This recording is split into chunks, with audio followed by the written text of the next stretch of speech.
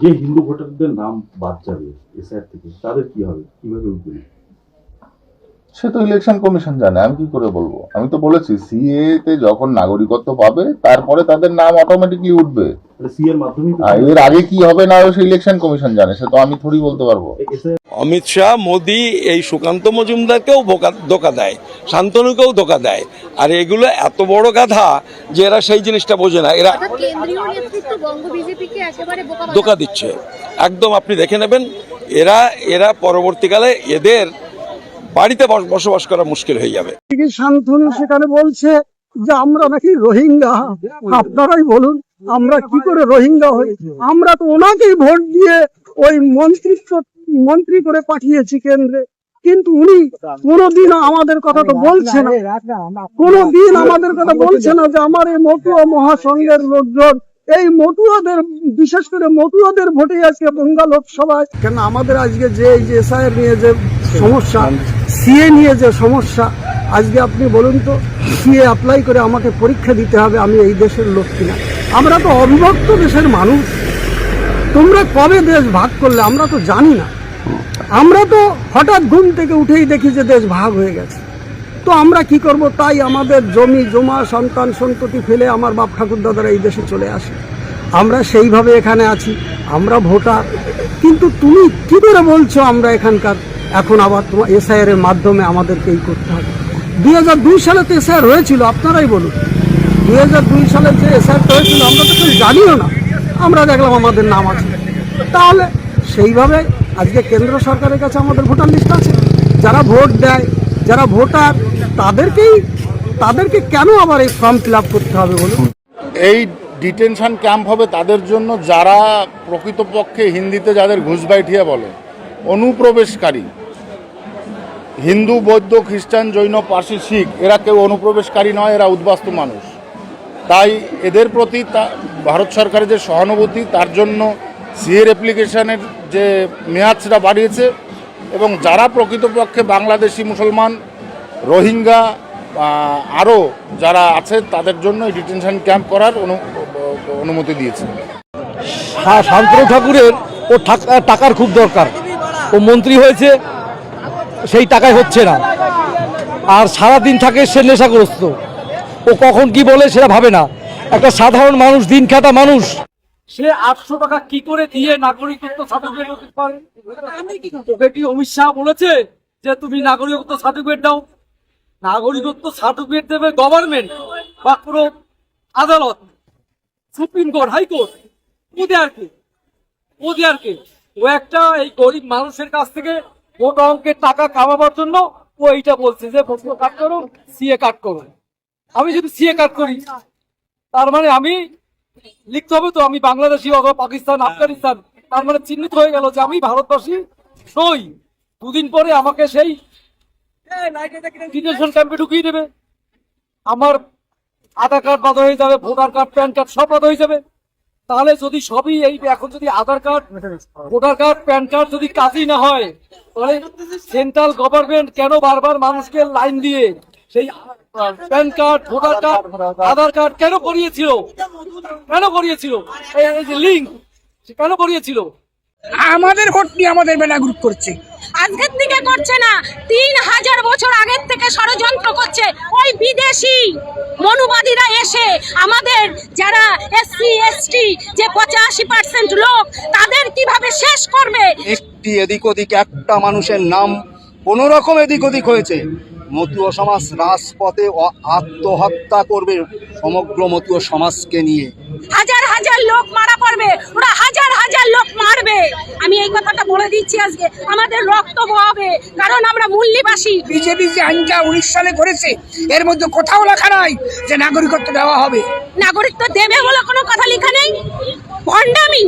হাজার হাজার বছর ধরে আমাদের শোষণ করছে। আজকে মতুয়া সমাজ না খেয়ে ভয়ে ভীত হয়ে প্রাণ যাচ্ছে, ভয়ে ঘরের মধ্যে থেকে কাঁদতে কাঁদতে গলা শুকিয়ে যাচ্ছে, আর তিনি লন্ডনে ঘুরে বেড়াচ্ছে। তাকে প্রতিনিধি বলেন আপনারা মতুয়া সমাজের?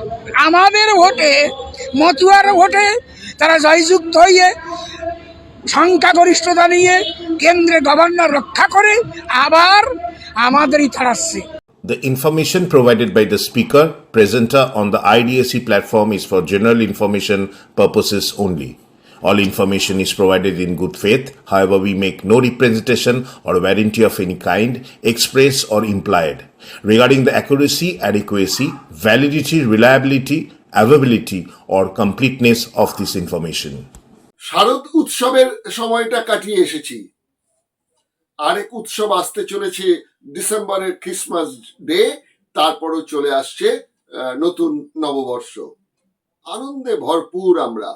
মাঝখানে একটা পিরিয়ড একটু গ্যাপ যাচ্ছে, তো এই পিরিয়ডটায় কিন্তু দরকার কিছু না কিছু বিষয়।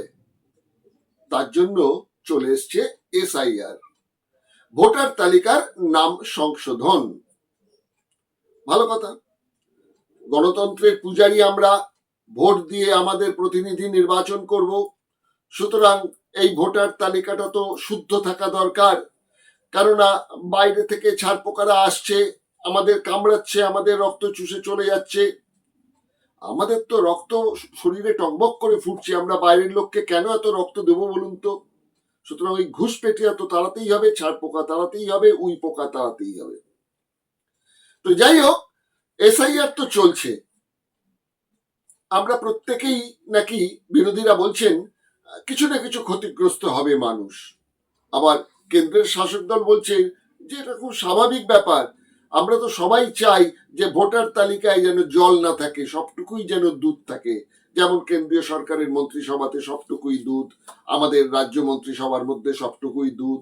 আপনি জল তো কোথাও খুঁজে পাবেন না, তাহলে কেন ভোটার তালিকায় জল থাকবে বলুন তো?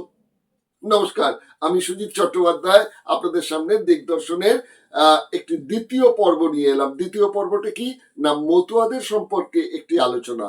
সেটি কি, একটি প্রশ্ন বারবার যেটা ঘুরে আসে সেটা হচ্ছে, মতুয়ারা কি হিন্দু? মতুয়ারা কি আত্মঘাতী? এটা নিয়ে প্রথম পর্বটি শেষ করেছিলাম। যারা প্রথম পর্ব দেখেননি তারা দয়া করে একটু প্রথম পর্বটা দেখে নিন, তাহলে দ্বিতীয় পর্বের বিষয়টা আপনাদের বুঝতে একটু সুবিধে হবে। এই মতুয়াদের সম্বন্ধে কেন বলছি, খুব গুরুত্বপূর্ণ। কারণ মতুয়ারা তারাই বলছেন, যেহেতু সেরকম ভাবে সেন্সাস হয়নি কিছু, সে 2011 সালের পর থেকে, এরপর তো গঙ্গা দিয়ে অনেক জল বয়ে গেছে, সুতরাং ইছামতি দিয়ে অনেক জল বয়ে গেছে। এখন তাও বলা হচ্ছে মোটামুটি 2 থেকে 2.5 কোটি মতুয়া ভোট আছেন। আপনি সংখ্যাটা ভুলে যান, খালি এটা মাথায় রাখুন যে 284টা বিধানসভার আসনে পশ্চিমবঙ্গে এমন 70 থেকে 80টা আসন আছে যেটা হচ্ছে মতুয়া ভোটের ওপর জয় পরাজয় নির্ভর করবে। সেটা বুঝতেই পারছেন মতুয়া ভোট কত গুরুত্বপূর্ণ। যার জন্য রাজ্যের শাসক দল, কেন্দ্রের শাসক দল দুভাগে বিভক্ত থেকে গেছে। মতুয়া একদম খোদ ওই হরিচাঁদ গুরুচাঁদ পরিবারের মধ্যে ঢুকে গিয়ে, একদিকে রয়েছেন শান্তনু ঠাকুর, সুব্রত ঠাকুর, 2 ভাই, আরেকদিকে রয়েছেন আমাদের মমতা বালা ঠাকুর। দুটো মহাসংঘ ছিল আর কি, মতুয়া মহাসংঘ। ইদানিং শুনছি যে মতুয়া মহাসংঘ নাকি 3টে তৈরি হয়ে গেছে, অর্থাৎ 2 ভাই যে বিজেপিতে রয়েছেন তারা আলাদা আলাদা ভাবে হয়ে গেছেন। এবং সুব্রত ঠাকুর এবং শান্তনু ঠাকুরের মাও অনেক কান্নাকাটি করেছেন যে তার বড় ছেলে ছেলের ভূমিকায় কাজ করছে না, ছোট ছেলের পাশে রয়েছেন তিনি। আর মতুয়ারা যেহেতু সহজ সরল সাদাসিধে মানুষ, তারা কিন্তু একদম পিতার মতন দেখে, পিতামহের মতন দেখতেন হরিচাঁদ ঠাকুর এবং গুরুচাঁদ ঠাকুরকে।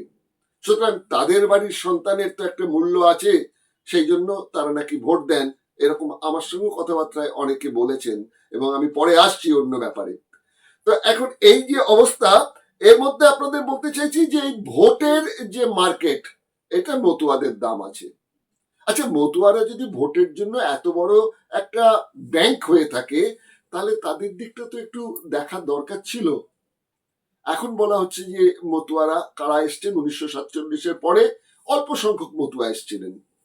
বলছি ঠাকুরনগর, অর্থাৎ বনগাঁ যাওয়ার পথে যে রাস্তাটা পড়ে, চাঁদপাড়া ঠাকুরনগর, এইসব জায়গাগুলোতে প্রসন্ন আমাদের পিয়ার ঠাকুর, মানে আমাদের ঠাকুরের নাতি, তিনি এখানে জমি জমা কিনে রেখেছিলেন। যে বাংলাদেশের কি মানে প্রচন্ড দূরদর্শিতা ছিল তার, এবং বাংলাদেশে পরে নাকি মুসলিমদের অত্যাচারে চলে আসতে হয়েছে। কিন্তু যদি আপনি মতুয়াদের ইতিহাস দেখেন তাহলে দেখবেন যে উচ্চবর্ণের হিন্দু ব্রাহ্মণ্যবাদী মানুষদের অত্যাচারের বিরুদ্ধে যে লড়াই লড়েছেন মতুয়ারা, সেটার পেছনে কিন্তু সেখানকার মুসলিম মানুষ এবং এই মতুয়া যাদের নমশূদ্র বলা হয়, আগে নাকি তার নাম ছিল চণ্ডাল, তারা এক হয়ে লড়াই করেছিলেন। যাই হোক, হয়তো তাদের মধ্যে কিছু বিভ্রান্তি ঘটেছে। আমাদের হিন্দু ধর্মের মধ্যে যেমন অতি বড় রক্ষণশীলতা রয়েছে, আবার ওই বাঙালি মুসলিমদের মধ্যেও মৌলবাদীরা বিষ ছড়িয়েছেন, মানে একটা বিষবৃক্ষ তৈরি হয়ে আছে, বাংলাদেশেও আছে, আমাদের দেশেও আছে। এখানে 1971 সালের পর, অর্থাৎ ওই বাংলাদেশ স্বাধীন হবার পর প্রচুর সংখ্যার মানুষ নাকি এখানে চলে আসেন কাজকর্মের তাগিদে। তার অন্যতম কারণ কিন্তু একটা মাথায় রাখতে হবে, পুরোটাই কিন্তু ওখানকার বাঙালি মুসলিমদের তাড়নায় আসেননি।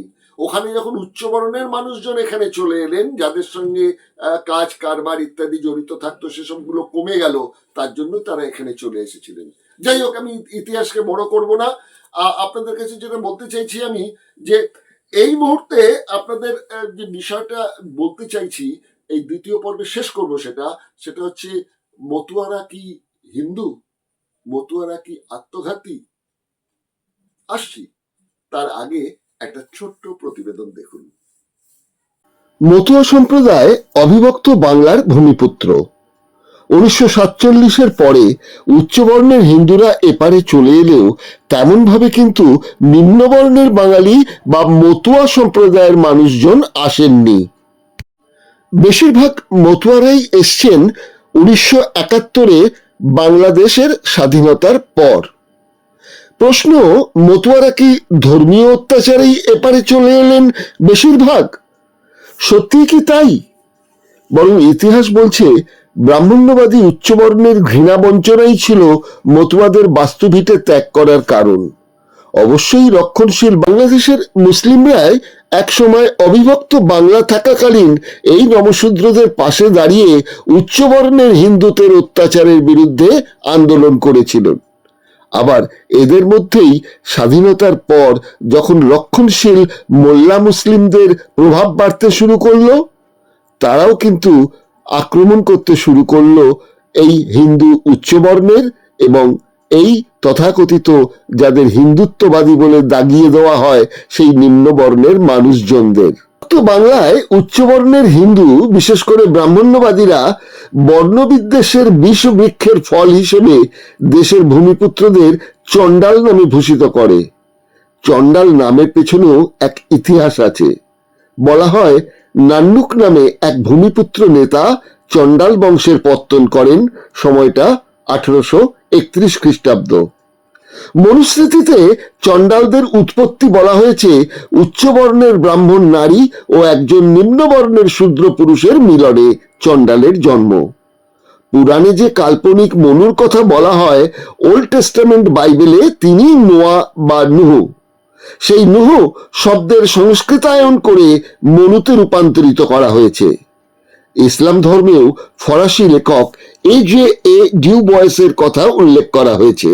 এই লেখক 40 বছর ধরে হিন্দু ধর্মের ওপর গবেষণা করে জানিয়েছেন তার গ্রন্থ হিন্দু ম্যানার্স, কাস্টমস অ্যান্ড সেরিমনিজ বইতে। সেখানে তিনি উল্লেখ করেছেন বিশ্বের ঈশ্বর দ্বারা প্রেরিত প্রথম পুরুষ নুহই হিন্দুত্বের মনু। কিন্তু সেই কল্পিত পুরুষ মনু আর মনুসংহিতার লেখক মনু এক নন। বিশিষ্ট গবেষক P.V. কানে তার হিস্ট্রি অফ ধর্মশাস্ত্রা বইতে, K.P. জয়সওয়াল মনু অ্যান্ড যাজ্ঞবল্ক্য বইতে ও Mister Ketkar the history of caste in India গ্রন্থে লিখেছেন খ্রিস্টপূর্ব 200 থেকে 200 খ্রিস্টাব্দর মধ্যে মনুসংহিতা রচিত হয়েছে। গবেষক মানবেন্দ্র বন্দ্যোপাধ্যায় লিখেছেন মনুসংহিতার সর্বপ্রাচীন ভাষ্যকার মেধাতিথি 900 খ্রিস্টাব্দে জন্মান। সুতরাং অনুমান 900 খ্রিস্টাব্দের আগেই মনুসংহিতা রচিত হয়েছে। মনুসংহিতার প্রথম অধ্যায়ের 31 নম্বর শ্লোকে শূদ্রদের উৎপত্তির কথা বলা হয়েছে। লোকনান্ত বিবৃদ্ধার্থং মুখবাহুরুপাদাত ব্রাহ্মণং ক্ষত্রিয়ং বৈশ্যং শূদ্রঞ্চ নিরবর্তবাৎ।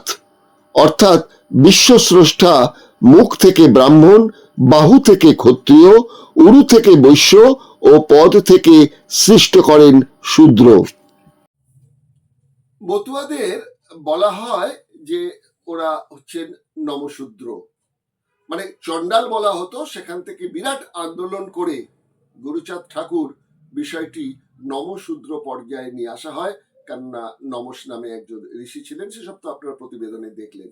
এখন এই শূদ্র, শূদ্র বলতে কি বোঝায় বা কেন এই শূদ্র সম্প্রদায় 4 বর্ণের যে ব্যবস্থা রয়েছে হিন্দু ধর্মে সে সম্পর্কে আপনাদের একটু জানাতে চাইছি আমি। আমার হাতে একটা বই আছে, মনুসংহিতা এবং শূদ্র, বইটি লিখেছেন কঙ্কর সিংহ। এই বইটির 20 নম্বর পৃষ্ঠা একটু পড়ে শোনাই আপনাদের। রামশরণ শর্মা একজন গবেষক, ধর্মীয় গবেষক এবং সমাজবেত্তা আর কি, তিনি শূদ্র শব্দের ব্যুৎপত্তিগত অর্থ থেকেও তাদের অবনমনকে মূল্যায়ন করেছেন। তিনি কি বলেছেন? তিনি বলেছেন শূদ্র শব্দটির ব্যুৎপত্তিগত অর্থ নির্ণয়ের প্রচেষ্টা থেকে এই চতুর্থ বর্ণটি যখন তৈরি করা হয় তখনকার অবস্থার প্রতিফলন পাওয়া যায়, কিন্তু এই বর্ণের উৎপত্তি সংক্রান্ত সমস্যার ব্যাখ্যার তা প্রায় কোনো কাজেই আসে না। বাদরায়ণের বেদান্ত সূত্রে সর্বপ্রথম এই প্রচেষ্টা দেখা যায়। সেখানে শব্দটিকে 2টি ভাগে ভাগ করা হয়েছে, সুখ অর্থাৎ শোক এবং দ্রু ধাতু থেকে উৎপন্ন দ্রো অর্থাৎ ধাবন করা। জনশ্রুতিতে কেন শূদ্র বলা হয়েছিল সে সম্পর্কে শঙ্করের অর্থাৎ শঙ্করাচার্যের, আদি শঙ্করাচার্যের ভাষ্যে 3টি বিকল্প ব্যাখ্যা দেওয়া হয়েছে। কি কি ব্যাখ্যা? প্রথমত বলা হয়েছে শূদ্র সে যে দুঃখের প্রতি ধাবিত হয়, ভালো কথা। 2 নম্বর, শোক তার দিকে ধেয়ে আসে, ভালো কথা। 3 নম্বর, শোকমগ্ন অবস্থায় তিনি রৈক্যের দিকে ধেয়ে গেলেন। সূচ্য বা রৈক্যম অভিদ্রুদাব। শঙ্কর সিদ্ধান্ত করলেন যে শূদ্র শব্দটিকে বোঝা যাবে কেবল তার অবয়বের অর্থের ব্যাখ্যা থেকে, আর কোনোভাবেই নয়। পাণিনির ব্যাকরণে উনাদি সূত্রের লেখকও শব্দটির অনুরূপ ব্যুৎপত্তি দিয়েছেন। সেখানে শূদ্র শব্দটিকে 2 ভাগে ভাগ করা হয়েছে, অর্থাৎ সূচ বা শুক ধাতু যুক্ত র, র প্রত্যয় যোগের কারণ ব্যাখ্যা করা কঠিন।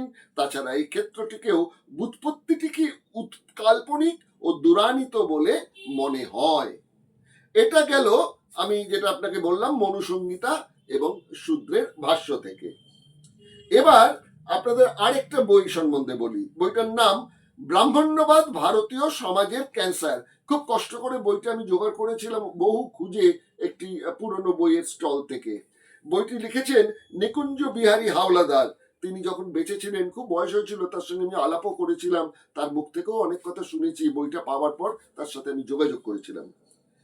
এই বইতে শূদ্রদের যে ইতিহাসটা তিনি লিখেছেন, এই বইয়েতে তিনি 30 নম্বর পৃষ্ঠায় লিখছেন, পাল বংশের রাজারা তাদের সৈন্যবাহিনীতে ভিন্ন রাজ্যের লোকেদের নিয়োগ করতেন।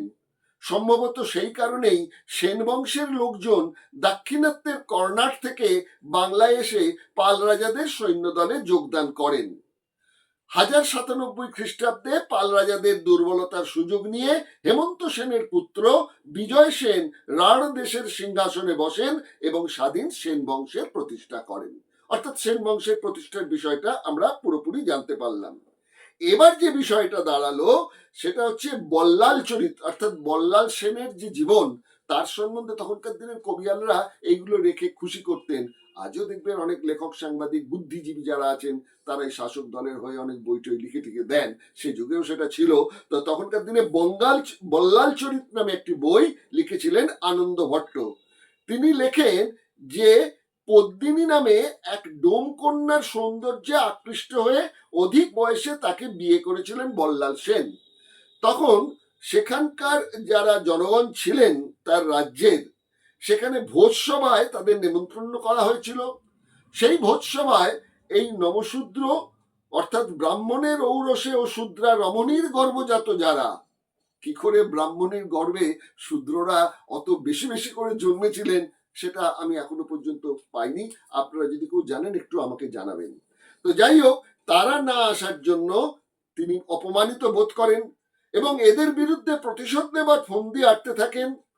তখন তিনি বাংলায় একটা কৌলিন্য প্রথা চালু করার কথা ভাবলেন।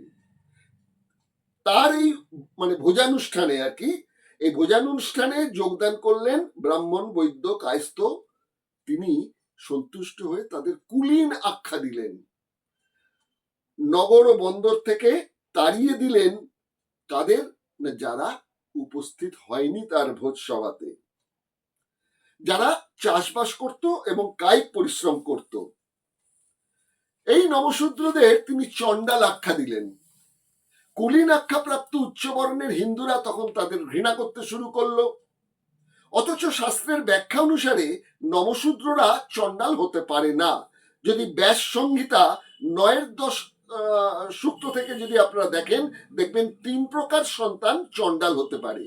1 কুমারী জাত, 2 স্বগোত্রীয়া নারীতে অবৈধভাবে জাত, 3 শূদ্রের ঔরসে ব্রাহ্মণীর গর্ভে জাত সন্তানকে চণ্ডাল বলা হয়।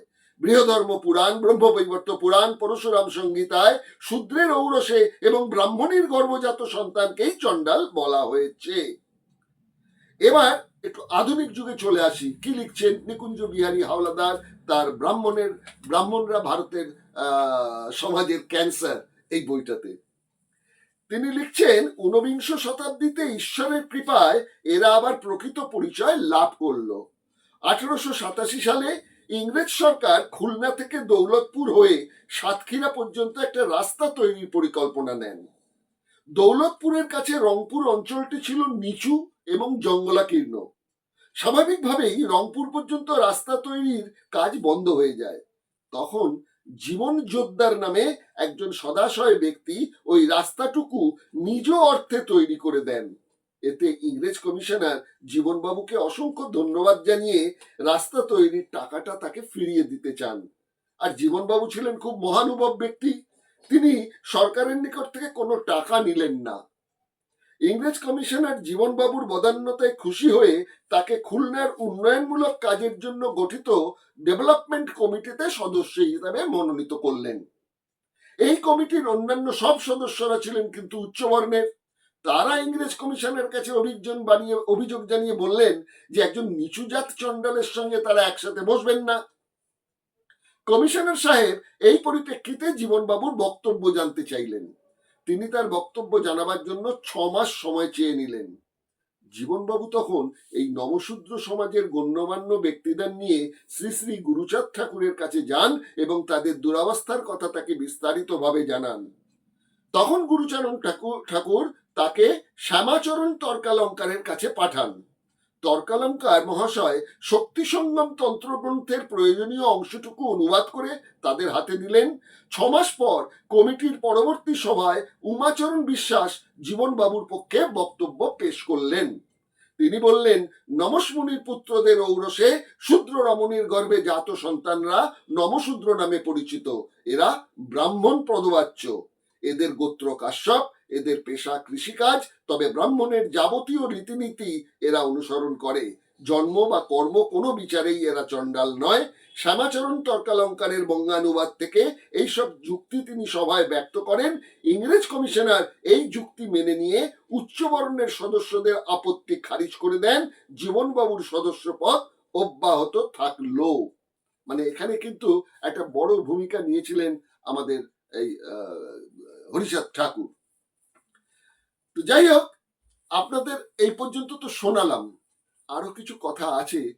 তার আগে চলুন মতুয়াদের পরিবেশ, তাদের সংস্কৃতি, এগুলো এক ঝলক একটু বুঝে নেওয়ার চেষ্টা করি। কিছু এই ভিডিওতেই ভাইরাল এসেছে, এরকম কয়েকটি মুহূর্ত আপনাদের কাছে হাজির করছি, সেটা একটু দেখুন।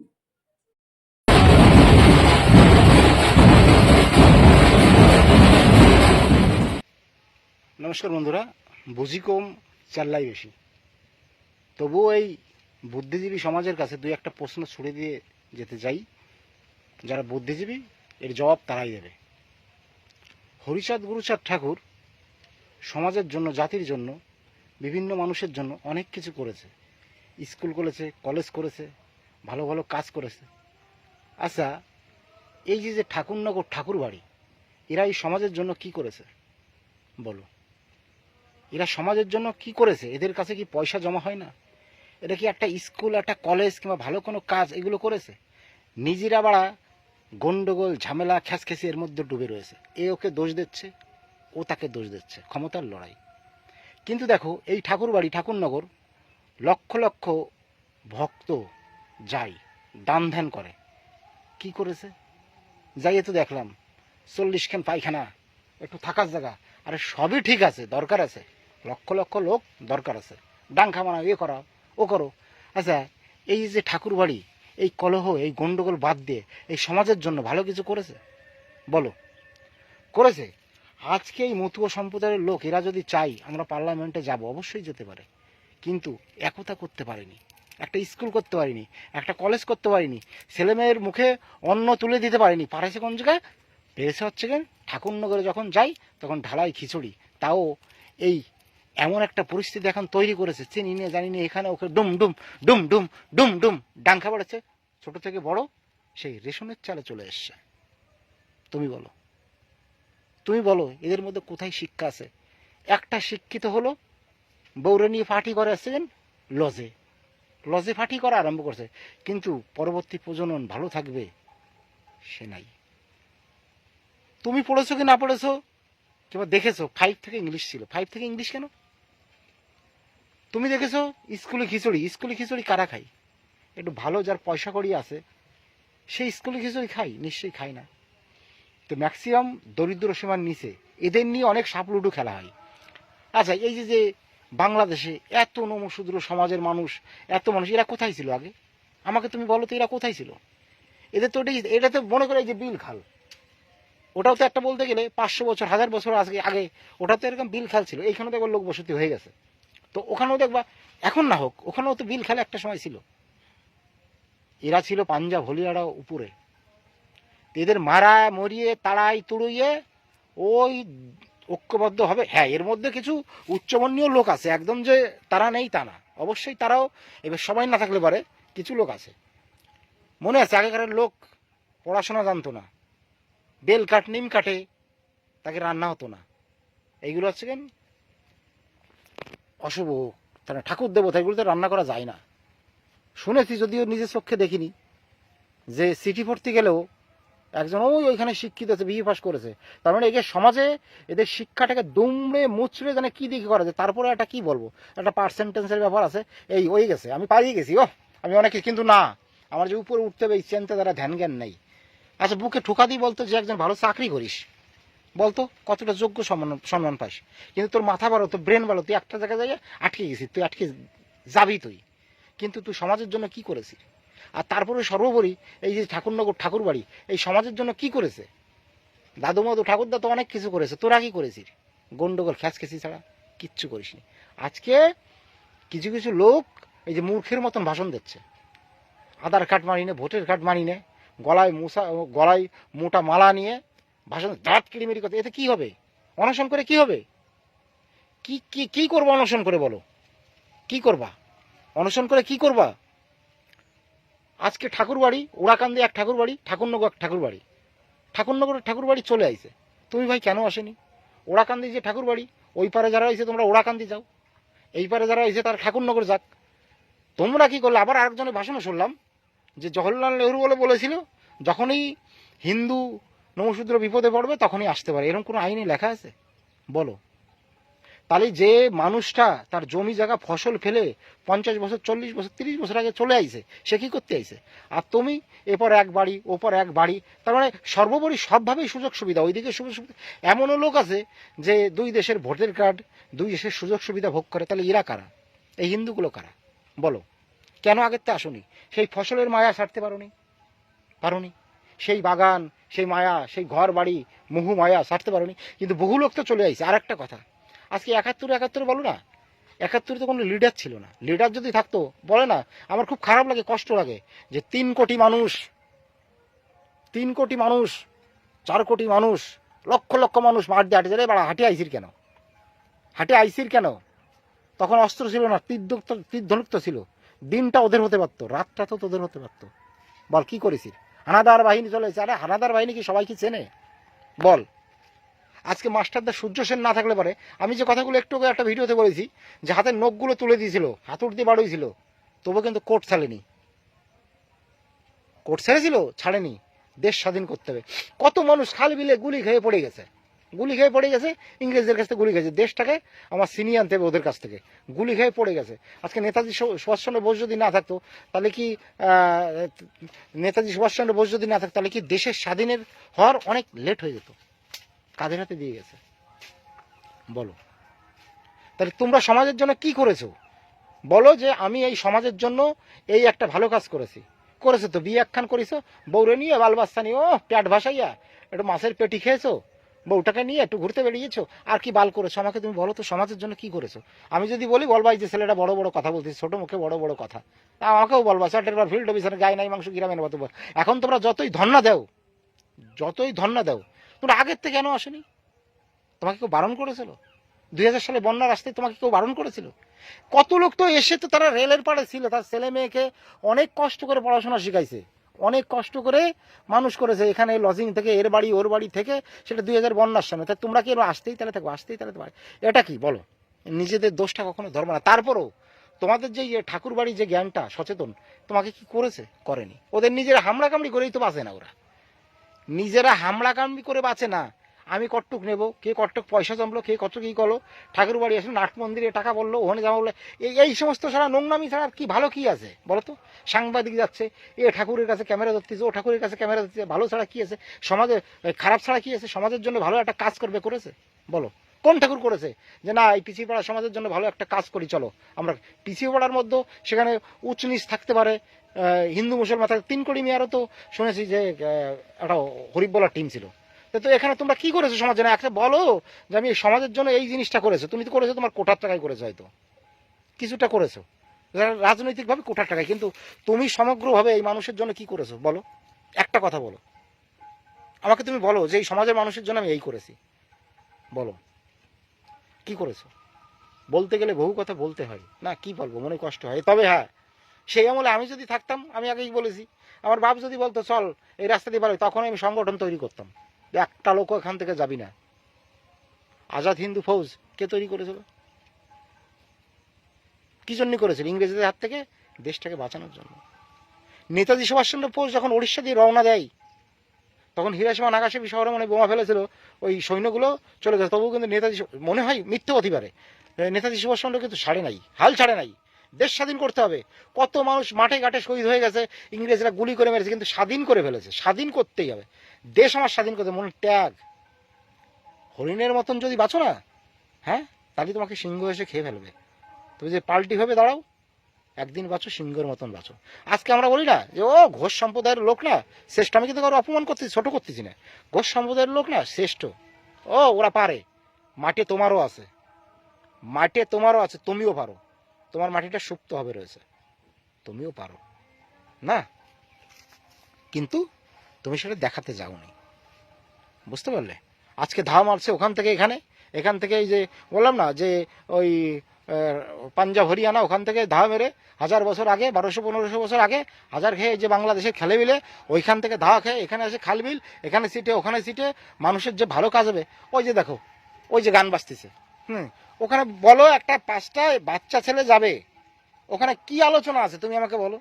বলো 5টা বাচ্চা ছেলে ওখানে যাবে, বলবে বাবু তোমাদের কিন্তু এখনো এটা সময় হয়নি, তোমরা বই পড়ো, বই পড়ে মানুষ হও, সচেতনমূলক কথা তুমি জনগণের মাঝখানে বিলিয়ে দাও, ছড়িয়ে দাও।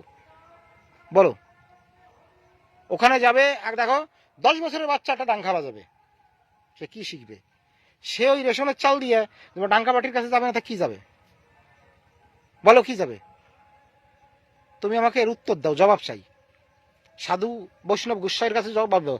খালি চুল ঝাঁকিয়ে দিলে হয়ে যায় না, না, বয়স হয়ে গেছে, চুল ঝাঁকিয়ে দিলে হবে না, মানুষকে একটা ভালো কথা বলতে হবে। আমি 4 সাইড দিয়ে হরিসভার টিম হয়, দেখি যে জড়াই ধরে ডাঙ্গা, প্রয়োজন আছে, প্রেম ভালোবাসা নিয়ে আমি কোনো কথা বলবো না, কারণ প্রেম ভালোবাসা শ্রেষ্ঠ, প্রেম না থাকলে হবে না ভাই। প্রেম জাত মানে না, ধর্ম মানে না, উঁচু নিচ মানে না, কে ব্রাহ্মণ, কে কায়স্থ, কে হিন্দু, কে মুসলমান, কোনো কিছু মানে না। প্রেম প্রেমের জায়গায় সঠিক। আমি প্রেম নিয়ে কোনো কথা বলবো না, কিন্তু আমি মানুষের হয়ে দুটো কথা বলতে চাই। বলো, আজকে তোমরা অনশন করতেছো, বলতেছো আধার কার্ড মানি না, আমি ভোটার কার্ড মানি, কে মানবা না? প্রধানমন্ত্রী মানো না, মানবা না? মানবা না? তুমি মানবা, তোমার গাড় মানবে, মানতে তোমার হবেই। কেন মানবা না? আজকে তুমি যদি বলো আমার নাগরিকত্ব দিতে হবে, হ্যাঁ আমি এই আধার কার্ড আমি মানি না, আমার আধার কার্ড হয়ে গেছে, আমারই হয়ে গেছে, আমি এই জায়গায় নাগরিক, তো যে লোকটা 50 বছর আগে আইছে সে কিটা? জমি জায়গা ফেলাইতে চলে আইছে সে কিটা? বলো, সে কিটা? আর তুমি জমির মায়া মুহ ছাড়তে পারো নাই, তুমি আস্তে আস্তে আসবে না? তাকে চালাকিটা বন্ধ করতে হবে না? অনেক কথা বলে পারলাম, আর কি বলবো।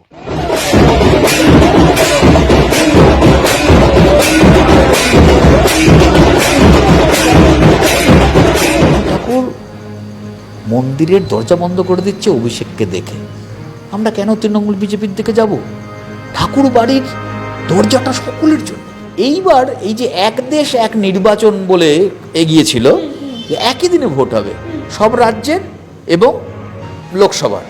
এখন যেটা হচ্ছে, অভিন্ন একটা ভোটার তালিকা ডিজিটালাইজ তৈরি হয়ে যাচ্ছে থ্রু এনআরসি, থ্রু এসআইআর।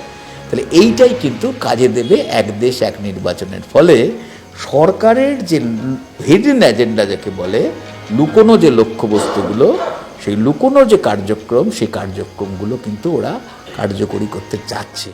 যারা বাংলাদেশকে নিজেদের দেশ মনে করতে পারেনি, তারা আমাদের দেশ ভারতবর্ষকে কি করে আপন মনে করবে? একবার চিন্তা করুন। বাংলাদেশের মুসলিমদেরকে বলবো অসংখ্য ধন্যবাদ, আপনারা অনেক সচেতন। আপনারা জানেন যে জঞ্জালের জায়গা ডাস্টবিনে, তাদের জায়গা কোনো সুস্থ পরিবেশে হতে পারে না। এটা কোনো রাজনৈতিক ভিডিও না, এটা হচ্ছে যদি আপনি ভারতীয় হন, আপনি যেই ধর্মের মানুষ হন না কেন, বুকে হাত দিয়ে বলুন, এরা যেটা করছে এটা কি সংবিধানের বিরুদ্ধে আচরণ না? ইলেকশন কমিশন যদি এসআইআর না করতো, তাহলে আমরা বুঝতে পারতাম না, জানতে পারতাম না যে কারা ভারতীয় কারা ভারতীয় না। আমার ব্যাকগ্রাউন্ডে দেখছেন, এরা একজনও ভারতীয় না, এমনকি এরা হিন্দুও না, এরা হচ্ছে মতুয়া। এই বক্তব্য আমার না, এই বক্তব্য এরা বলছে, সংবাদ মাধ্যমে বলছে যে আমরা হিন্দু না, আমরা হচ্ছি মতুয়া। আমরা মতুয়া সমাজ, হিন্দুত্বের সার্টিফিকেট কেন নেব? আমাদেরকে ধর্ম পরিবর্তন করে হিন্দু বানানো হচ্ছে, এরা বলছে। এবং তার সঙ্গে এটাও বলছে, বাইরের সরকার মানে বহিরাগত সরকার মানে ভারত সরকারকে এরা মানতে চাইছে না। এরা বলছেন অবৈধ প্রধানমন্ত্রী, অবৈধ কেন্দ্রমন্ত্রী, ভারত সরকারের আইন মানতে চাইছে না। আমি ক্ষমা চাইছি প্রত্যেক মতুয়া ভাই বোনদের কাছে, কারোর মনে দুঃখ দেওয়া আমার এই ভিডিওর উদ্দেশ্য না। কিন্তু যারা মতুয়া সমাজের মাথা হয়ে আন্দোলন করছে, দেখেন, ভারত প্রেমী বা ভারতীয় হওয়ার জন্য জন্ম নিতে হবে এই দেশে। যাদের পূর্বপুরুষদের জন্ম এই দেশে, সে যে ধর্মই হোক না কেন, হিন্দু, মুসলিম, শিখ, ইসাই, প্রত্যেকেই ভারতীয়। যারা ভারতবর্ষের প্রকৃত নাগরিক, তারা ভারতের বিরুদ্ধে কোনোদিন আওয়াজ তুলবে না, কথা বলবে না। হ্যাঁ, যারা বাংলাদেশকে নিজেদের দেশ মনে করতে পারেনি, তারা আমাদের দেশ ভারতবর্ষকে কি করে আপন মনে করবে? একবার চিন্তা করুন। কোনো ভারতীয় মুসলিম প্রতিবাদ করছে না এসআইআর এর, কারণ তাদের কাছে ডকুমেন্টস আছে। তারা কেন প্রতিবাদ করবে? আমি যেই জেলায় বসবাস করি, সেই জেলায় কোনো মুসলিম ভোটারের নাম কাটা যাবে না, কাটা যাবে হিন্দুদের। এই যে আন্দোলন চলছে, দেখেন কতজন মুসলিম আন্দোলন করছে, করবে না, কারণ তাদের মনে ভারত প্রেম আছে, তারা দেশের আইন মেনে চলে। কিন্তু যারা এই দেশে আশ্রয় নিয়েছে, তারা কি করে মানবে, কি করে দেশটাকে ভালোবাসবে? আর এদের মতো কয়েকজনের জন্য গোটা সমাজ বদনাম হচ্ছে। যেমন যোগেন্দ্রনাথ মণ্ডল করেছিল, ভারতবর্ষ ভাগ হয়েছিল এবং পাকিস্তানের পক্ষে গিয়েছিল যোগেন্দ্রনাথ মণ্ডল, এনাদেরই মতুয়া সম্প্রদায়ের নেতা, আর এরা সবাই চলে গিয়েছিল পাকিস্তানে। তারপরে আবার পাকিস্তান থেকে, তারপরে সেই যোগেন্দ্রনাথ মণ্ডলই পাকিস্তান থেকে লাথি খেয়ে চলে এসেছিল ভারতবর্ষে, আর এরা সেই কাজটাই করছে। বাংলাদেশের মুসলিমদেরকে বলবো অসংখ্য ধন্যবাদ, আপনারা অনেক সচেতন। আপনারা জানেন যে জঞ্জালের জায়গা ডাস্টবিনে, তাদের জায়গা কোনো সুস্থ পরিবেশে হতে পারে না। চলেন একবার এদের বক্তব্যগুলো শোনেন, আর মতামত আপনারা জানাবেন। এটা কোনো রাজনৈতিক ভিডিও না, এটা হচ্ছে যদি আপনি ভারতীয় হন, আপনি যেই ধর্মের মানুষ হন না কেন, বুকে হাত দিয়ে বলুন, এরা যেটা করছে এটা কি সংবিধানের বিরুদ্ধে আচরণ না? ইলেকশন কমিশনের বিরুদ্ধে যাওয়া না? চলেন এদের বক্তব্য শুনি এরা নিজেরাই বলছে এরা হিন্দুত্বের কার্ড চায় না, এরা মতুয়া, এরা কোনো হিন্দু না, এরা হচ্ছে গিয়ে ভারতবর্ষের শরণার্থী। তাহলে শরণার্থীদের এত পাওয়ার কি করে হলো আমাদের রাজ্যে দাঁড়িয়ে, আমাদের দেশে দাঁড়িয়ে আমাদের দেশের আইনের বিরুদ্ধে কথা বলবে? এই অধিকার তাদের কে দিয়েছে? এই মতুয়াদের হিন্দু বানানোর চেষ্টা করছে, তাদের বিরুদ্ধে একটাই কথা, যে ঠাকুর হরিগুরু যাদের দর্শনটাকে তারা বিলুপ্ত করছে, যে সিটিজেনশিপ পেতে গেলে, কেন এখানে নরেন্দ্র মোদী নিজে এসেছে, স্বরাষ্ট্রমন্ত্রী এসেছেন, তারা দেখে গেছেন এরা মতুয়া, তাহলে আবার কেন হিন্দুর সার্টিফিকেট লাগবে? ওদের যে বাপ মোহন ভাগবত বলছে হিন্দু কোনো ধর্ম না, ভারতবর্ষের সুপ্রিম কোর্ট বলছে হিন্দু কোনো ধর্ম না, তাহলে এই হিন্দু সার্টিফিকেট কি করে ঠাকুরবাড়ি থেকে প্রদান করে এবং মতুয়াদের হিন্দু ধর্মে কনভার্ট করছে? আমি সমস্ত সাধু গোসাই, পাগল, দলপতি এবং ভক্তিমতী মায়েদের কাছে অনুরোধ করতে চাই যে যারা হরিগুরু চাঁদের বিরুদ্ধে আচরণ করে, এটা কি তাদের সদিচ্ছা? না বন্ধু, এটা হচ্ছে বাংলা তথা বাঙালি বিদ্বেষী যারা বিভিন্ন রাজ্যে, বাংলার যারা বিজেপি যেসব রাজ্যে ক্ষমতায় আছে, বাঙালির প্রতি যে হেনস্থা হচ্ছে। আমি প্রথম কথা বাঙালি, আমার মাতৃভাষা বাংলা, এই বাংলার থেকে দেশ স্বাধীনতায় সব থেকে বেশি শহীদ হয়েছিল, রক্ত দিয়েছিল, আর সেই বাঙালির প্রতি বিদ্বেষ, বাঙালিকে হেনস্থা। আমি সমস্ত বাঙালিদের কাছে বলতে চাই, সংঘবদ্ধ হন, যারা বহিরাগত তাদেরকে ডাস্টবিনে ছুড়ে বেরোন। সকাল এই 3 দেশ থেকে এসেছে যারা সেই দেশের সংখ্যালঘু, যাদের ভোটার কার্ড আছে সেখান থেকে নাম না কাটা, এবং যাদের এখনো ভোটে নাম ওঠেনি, তারা যদি উদ্বাস্তু দরদি হয়ে থাকে, শরণার্থী দরদি হয়ে থাকে। শরণার্থী শব্দের অর্থ কি? যে শরণাপন্ন হওয়া। মতুয়া এলাকাতে 51% ভোটারদের নাম কিন্তু 2002 এর তালিকার সঙ্গে মেলানো যায়নি এবং তারা রেড জোনে রয়েছেন, ভেরিফিকেশন হবে তাদের। উত্তর 24 পরগনায় 45% মানুষের নাম, মতুয়া এলাকার মানুষের নাম 2002 এর ভোটার তালিকার সঙ্গে মিলছে না, নেই, তারা রেড জোনে রয়েছেন। গাইঘাটায় 1,56,392 জনের মধ্যে 82,328 জনের নাম কিন্তু মিলছে না, 2002 এর ভোটার তালিকায় খুঁজে পাওয়া যাচ্ছে না। 158টা পোলিং বুথ জুড়ে এই নাম মিলছে না, সেই তথ্য সামনে উঠে এসেছে, এবং তার মধ্যে কিন্তু ঠাকুরনগরও রয়েছে। এবার সরাসরি মতুয়াদের প্রসঙ্গে একটু চলে আসি। আমার কাছে একটি বই আছে, বইটি হচ্ছে হরি গুরুচাঁদ কর্মদর্শন। বইটি লিখেছেন হরষিত সরকার। হরষিত সরকার হচ্ছেন একজন সমাজকর্মী এবং তিনি ইলেকট্রিক্যাল ইঞ্জিনিয়ারিং পড়তে পড়তে, 2য় বর্ষে পড়তে পড়তে পড়াটা ছেড়ে দিয়েছিলেন। তার পরবর্তীকালে কলকাতা বিশ্ববিদ্যালয় থেকে বিএসসি এবং কলকাতা বিশ্ববিদ্যালয় থেকে বিএড ডিগ্রি করেন এবং তিনি বিভিন্ন লেখালেখির সঙ্গে যুক্ত রয়েছেন, পড়াশুনোর সঙ্গে যুক্ত রয়েছেন, এবং তার সঙ্গে সঙ্গে কিন্তু এই যে যারা সমাজের নিম্ন আর কি বর্ণের মানুষজন, তাদের উপর যে শোষণটা চলে ব্রাহ্মণ্যবাদী উচ্চ বর্ণের, তার বিরুদ্ধে আন্দোলন এবং তার বিরুদ্ধে সমাজকর্মী হিসেবে কাজ করে যাচ্ছেন। তার বইটি আমার কাছে হস্তগত হয়েছিল। এটা কেন আমি বইটা আপনার কাছে আনছি, সেটার প্রধান কারণ হচ্ছে যে এই যে বলা হয় না যে ওরা হিন্দুদেরই একটি শাখা, দেখবেন রাজ্যের শাসক দলের নেতারা তাই বলছেন, আবার বিজেপির যারা নেতা তারাও সেই কথা বলছেন। কিন্তু আমার বইপত্র ঘেটে যেটুকু আন্দাজ হলো বা কয়েকজন মতুয়াদের সঙ্গে কথা বলেও আমার যেটা মনে হলো যে তারা আদৌ হিন্দু নন। এবং বাংলায় সত্যিকারের প্রথম অবস্থায় তো কোনো হিন্দুই ছিল না, ছিল বৌদ্ধ ধর্ম। বৌদ্ধ ধর্মের সমসাময়িককালে কিছু ছিল লৌকিক ধর্ম, আর তার সঙ্গে সঙ্গে পরবর্তীকালে এসেছিল নাথ ধর্ম।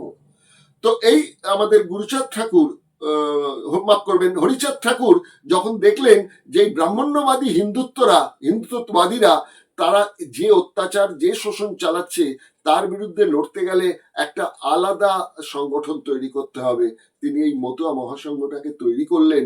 এবং আপনারা যদি একটু ভালো করে দেখেন তার কথাবার্তা, তার যে নিয়মাবলী, সেগুলো কিন্তু ওই বৌদ্ধ ধর্ম এবং নাথ ধর্মের অনেক কিছুই কিন্তু সেখান থেকে নিয়েছেন এবং হরিচাঁদ ঠাকুর সে কথাগুলো কিন্তু স্বীকারও করেছেন। তারা যে হিন্দু নন সে ব্যাপারে আমি আপনাদের, তাদের কতগুলো ছড়া রয়েছে, তখনকার দিনে তো ছড়া কেটে কথা হতো, সেই সবের মধ্যে থেকে আপনাদের কাছে আমি একটুখানি পড়ে শোনাচ্ছি। প্রথম কথা যেটা আপনাদের পড়ে শোনাচ্ছি, যেটা শুনলে পরে আপনারা নিজেরাই বুঝতে পারবেন। বলেছেন ওনারা যে তীর্থস্থানে যাওয়ার কোনো দরকার নেই। হিন্দু ধর্মে যে তীর্থস্থানের কথা বলা হয়, কি বলেছেন তিনি? বলেছেন শুদ্ধ মানুষেতে আরতি নৈষ্ঠিক ভজন, তার কিসে গয়া কাশী আর বৃন্দাবন। অর্থাৎ গয়া কাশী বৃন্দাবনে যাওয়ার কোনো প্রয়োজনীয়তা নেই। আরো বলেছেন বৈষ্ণবের কুটিনাটি খণ্ডন কারণ, সে কারণে অবতার পুনঃ প্রয়োজন। সব যুগে ভ্রীমার হরিল নারায়ণ, এবে কৃষ্ণ ভক্ত আদি করিতে শোধন। কৃষ্ণ ভক্ত শৌচ আচরণ কুটিনাটি, শুদ্ধ প্রেম ভক্তি বৈষ্ণবেতে পড়ে ত্রুটি। সুতরাং তিনি এই যে হিন্দুত্ববাদী, বিশেষ করে বৈষ্ণব ধর্মের যে বিষয়টা, তার পরিবারও কিন্তু ছিল বৈষ্ণব ধর্মের, মানে তার মা বাবা ঠাকুরদার কথা বলছি, হরিচাঁদ ঠাকুরের, সেখান থেকে কিন্তু বলা হচ্ছে। এবং বলা হচ্ছে বাড়িতে সেই সময় যে বৈষ্ণব ঠাকুররা আসতেন আর কি, তারা কত কথা করতেন টরতেন, উনি কিন্তু ধার ধারতেন না ছোটবেলা থেকে, তাদের সঙ্গে দুষ্টুমি করতেন, তাদের পাদুকা টাদুকাও লুকিয়ে রাখতেন, এরকম একটা ব্যাপার ছোটবেলায় নাকি ছিল হরিচাঁদ ঠাকুরের। হরিচাঁদ ঠাকুরের এই যে ভাবনা চিন্তা, একদম বৈজ্ঞানিক ভাবনা চিন্তা ছিল। তখনকার যুগটাকে আপনাকে মাথায় রাখতে হবে, এবং সে কথা তিনি কিন্তু স্বীকারও করেছেন তার বক্তব্যের মধ্যে দিয়ে। কি বলা হয়েছে? তিনি বলেছেন নিচজন উচ্চ হবে বুদ্ধ তপস্যায়, বুদ্ধদেব অবতার যে সময় হয়, বুদ্ধের কামনা তাহা পরিপূর্ণ জন্য, যশমন্ত গৃহে হরি হইল অবতীর্ণ। অর্থাৎ তার যে জন্ম হলো সেইটার কথাটা তিনি বলছেন, কারণ তার বাবার নাম ছিল যশোমন্ত ঠাকুর। বুদ্ধ বলে যদুই প্রভু হও অবতার, এদেশে থাকে না যেন জাতির বিচার। সুতরাং এই ধরনের বহু কথা আছে যেগুলো থেকে বোঝা যায় যে না, হিন্দু ধর্মতে তাকে ঢুকিয়ে দেওয়ার চেষ্টা হলো, তারা কিন্তু একটি আলাদা একটি সম্প্রদায়। এখন যে হরষিত বাবুর বইটা আমি পড়ে কিছু আপনাদের শোনালাম, খুব সামান্যই বললাম আপনাকে, তো সেখানে এই বইটির লেখক হরষিত সরকারের সঙ্গে আমার পরিচয় হলো। তিনি এই বইটি যেটি প্রকাশ করেছেন সেটা হচ্ছে আনন্দ প্রকাশন, কলেজ স্ট্রিট থেকে আর কি, বর্ণ পরিচয় যে বিল্ডিংটা, আমি সেখানে গিয়েছিলাম। সেখানে যাওয়ার পর প্রকাশক আনন্দ মণ্ডলের সঙ্গে আলাপ হলো, তিনি পরিচয় করিয়ে দিলেন এই লেখক হরষিত সরকারের সঙ্গে। হরষিত বাবুর মুখোমুখি বসে আমি কয়েকটা প্রশ্ন তাকে করেছিলাম, একটু জানবো বলে, কারণ তিনি তো এটার ওপর বিরাট গবেষণা করেছেন। তার কাছে জানতে চেয়েছিলাম যে এই বিষয়টা কি। তিনি আমার প্রশ্নের উত্তরগুলো দিলেন। সব প্রশ্নের উত্তর যে আমার মন মতো হয়েছে তা নয়, একটু তুলে রাখলাম, কারণ মতুয়া ইস্যুটি এখনই শেষ হওয়ার নয়, আরো অনেক জল গড়াবে। সুতরাং হরষিত বাবুর সঙ্গে আবার বসবো এই অনুষ্ঠানে, আরেকটি অনুষ্ঠান তৈরি করে আপনাদের সামনে হাজির করার জন্য। চলুন এবার সরাসরি হরষিত বাবুকে যে কটা প্রশ্ন করেছি, সেই প্রশ্নের উত্তরগুলো হরষিত বাবু কি দিলেন মতুয়া সম্প্রদায় সম্পর্কে, সেটা একটু শুনুন। হরষিত বাবু, আপনাকে আমার প্রথম প্রশ্ন সেটা হচ্ছে যে এই মুহূর্তে সরগরম হয়ে রয়েছে নাগরিকত্বের প্রশ্ন নিয়ে এসআইআর।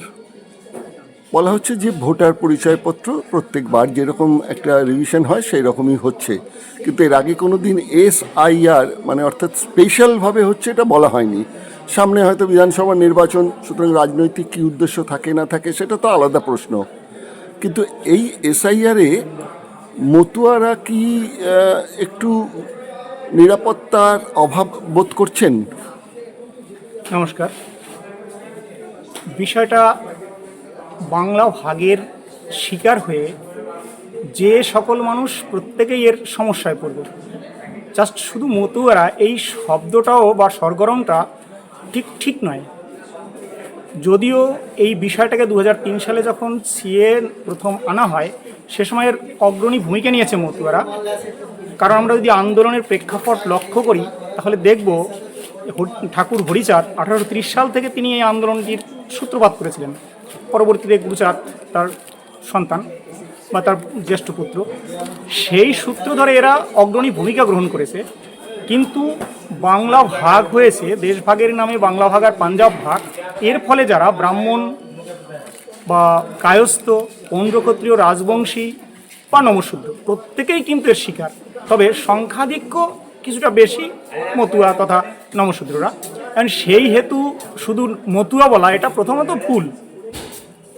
পরিসংখ্যানটা যদি আমরা দেখি যে 1000 জন ব্রাহ্মণের মধ্যে 260 জন ব্রাহ্মণ ওপার বাংলায় ছিলেন। হয়তো তারা একটু আগে এসছে, কিন্তু পরেও তারা এসছে। আবার সেক্ষেত্রে রাজবংশী বা কায়স্থ 1000 জন কায়স্থ যদি আমরা ধরি, তার মধ্যে 600 জন কায়স্থ ছিল পূর্ববঙ্গে যখন বাংলা ভাগ হয়, তাহলে তারাও এবারে এসছে। সমস্যা তাদের। আজকে মতুয়ারা যে একটু আগে বললাম যে আন্দোলনের ক্ষেত্রে মতুয়াদের সেই দাগিয়ে দেওয়া হয়েছে, এটা একটি অত্যন্ত জঘন্য অপরাধ বলেই আমার মনে হয়। দ্বিতীয় প্রশ্ন আপনার কাছে আমার, সেটা হচ্ছে হরিচাঁদ ঠাকুর বলেছিলেন যে কথাটা, সেটা হচ্ছে যে সবার আগে শিক্ষিত হতে হবে মতুয়া সমাজকে, খাও না খাও লেখাপড়াটা যেন করো। তার চিন্তা ভাবনাকে তার পুত্র যিনি আছেন গুরুচাঁদ ঠাকুর, তিনি এগিয়ে নেওয়ার চেষ্টা করলেন। কিন্তু এই যে সঙ্গবদ্ধতার যে বিষয় কথাটা বলা হচ্ছে, হরিচাঁদ ঠাকুর তো মারা গেছেন আপনার অনেক দিন আগে, 1878 মারা গেছেন। কিন্তু এই যে মতুয়া মহাসংঘ তৈরি হলো দেখতে পাচ্ছি এই 83, 84 না 87 সালে মতুয়া মহাসংঘ তৈরি হলো। কারণ এই মতুয়া মহাসংঘ তৈরি করতে তাহলে এতদিনের গ্যাপটা কেন? আসলে গ্যাপটা এটা নয়। আমরা যদি এর প্রথমে দেখি যে শিক্ষা যেটা বলছেন, শিক্ষাটা কেন আমাদের হরিচাঁদ ঠাকুর করতে হলো। আমরা যদি দেখি যে একটা পিরিয়ড যখন পাল যুগের অবসান ঘটে, সেই সময় থেকে 1830 বা 1813 সাল পর্যন্ত এই বৃহত্তর সময় সর্বসাধারণের শিক্ষার কোনো ব্যবস্থাটাই ছিল না। এবং হরিচাঁদ ঠাকুরও পড়াশোনার সুযোগ পাননি, তাকে নাকি প্রথমে মাদ্রাসায় পড়তে হয়েছে। সুযোগ পাননি বিষয়টা এমন নয়, বিষয়টা আরো জটিল। যেটা স্টাডি আপনাকে আমি চেষ্টা করছি বলার, সেটা হলো যখন ঈশ্বরচন্দ্র বন্দ্যোপাধ্যায় তিনি 1820 সালে জন্মগ্রহণ করেন, হরিচাঁদ জন্মগ্রহণ 1812 সাল। তাহলে পণ্ডিত ঈশ্বরচন্দ্র বন্দ্যোপাধ্যায় তিনি পড়লেন কোথায়? টোলে, জাস্ট টোল। সেই সময় ইন জেনারেল কোনো শিক্ষা ব্যবস্থাই ছিল না। আবার আমরা যদি দেখি যে খান, আফগান, মোগল, পাঠান এরা যখন রাজক্ষমতায় ছিল বা নবাব ছিলেন, তখন তাদের ছেলে মেয়েদের, মানে তাদের জাস্ট ছেলেদের পড়ার সুযোগ ছিল, মেয়েদের নয়। যেমন সেটা আমরা যদি দেখি যে শিক্ষার মর্যাদা, যে কুমারে তাহার পড়াইতো এক মৌলভী দিল্লির, একদা প্রভাতে গিয়ে দেখেন বাদশাহ শাহজাদা এক পাত্র হস্তে নিয়ে ঢালিতেছে বাড়ি গুরুর চরণে। এই যে বিষয়টা, সেখানে একমাত্র নবাবের পুত্র তার পড়ালেখার অধিকার ছিল। বাকি যে সুন্নি মুসলমান অর্থাৎ বাঙালি যারা কনভার্টেড মুসলিম, তাদেরও শিক্ষার কোনো অধিকার বা ছিল না। তো ব্রিটিশ সরকার 1813 সালে প্রথম সর্বশিক্ষার আওতায় নিয়ে আসে, কিন্তু সেই সর্বশিক্ষাটা তখনও বাস্তবায়িত হয়নি। কারণ একটা দিকে জাস্ট আশরাফ মুসলমান এবং এদিকে ব্রাহ্মণ্য মানুষ, তাদের এই টোল আর মাদ্রাসা এই দুটো পড়ার কেন্দ্র। ফলশ্রুতি এই হরিচাঁদ তার শিক্ষার অধিকারটাই ছিল না, মানে যাওয়ার কোনো জায়গা ছিল না। আমরা যদি আরও ডিপলি দেখি যে হিন্দু স্কুল বা বরিশাল জেলা স্কুল হয়, বরিশাল জেলা স্কুল হয় 1829 সাল, ফরিদপুর জেলা স্কুল আরও পরে। তাহলে সেই সময় যে স্কুলেই ছিল না, যাবে কোথায়? তাই বাধ্য হয়ে তাকে রাখাল মানে গরু চড়াতে হয়েছে। আর এই যে ব্রাহ্মণের সন্তান ঈশ্বরচন্দ্র বন্দ্যোপাধ্যায়, সে শিশুর মতো কোথায় গেছেন? সংস্কৃত টোলে। বিষয়টা এখানে, সেও কিন্তু ইন জেনারেল কোনো কিছু লেখাপড়া শেখেনি। তাকে যে পণ্ডিত বিদ্যাসাগর এই উপাধিটা দেওয়া হয়েছে সংস্কৃত টোল থেকে। এই যে জায়গাটা আমাদের এইটা ভাবতে হবে। তাহলে সেই সময় এদের শিক্ষার ব্যবস্থাটাই ছিল না অস্পৃশ্য বা নির্যাতিত এই বর্ণের, এই বিষয়টা এখানে চণ্ডালরা সেখানে সেইভাবে ছিল। ফলশ্রুতি তাকে প্রথমেই সিদ্ধান্ত নিতে হয়েছিল, খাও বা না খাও কোনো দুঃখ নাই, ছেলে মেয়েকে শিক্ষা দাও, এই আমি চাই। অর্থাৎ এই প্রথম ইন জেনারেল সকলের শিক্ষার ব্যবস্থা ছেলে মেয়ে। এবং সেটা গুরুচাঁদের ভাষাটা আমরা যদি দেখি, এভাবে বলছেন, মোর পিতা হরিচাঁদ আইডেন্টিফাই করে দিয়েছেন, বলে গেছেন মোরে স্বজাতিকে বিদ্যা শিক্ষা দিতে প্রতি ঘরে। তাহলে প্রত্যেক ঘরে ঘরে শিক্ষা পৌঁছে দেওয়ার জন্য উনি 1880 সালে প্রথম পাঠশালা, গোয়াল ঘরে পাঠশালা সৃষ্টি করলেন। কিন্তু দুঃখের বিষয়, সেই সময় এই জাতিতে তেমন মানে পাঠশালার শিক্ষক হওয়ার উপযুক্ত শিক্ষক না পাওয়ার ফলে তখন কোনো ব্রাহ্মণ বর্ণের মানুষকে দিয়েই কিন্তু তাকে পাঠশালা চালাতে হয়েছিল। কিন্তু তিনি অর্থলোভী হয়ে শিক্ষা দিতেন না, অর্থটাকে নিতেন। কারণ তারা জানতে এই ব্যাপক মানুষ যদি শিক্ষিত হয় তাহলে আমাদের বিপদ আসবে, এদের কাজে খাটানো যাবে না। ফলশ্রুতি 1881 সালে আসেন রঘুনাথ সরকার, এন্ট্রান্স পাস, ঢাকা জেলা থেকে তিনি আসেন। তিনি প্রথম ওই শিক্ষাটাকে বেশ গতির সাথে চালনা করেন। আর তৎকালীন সময়ে মাইনর পাস বা আরও কম পাস হলেও তারা পাঠশালা পড়ানোর মতো শিক্ষক উনি ছিলেন।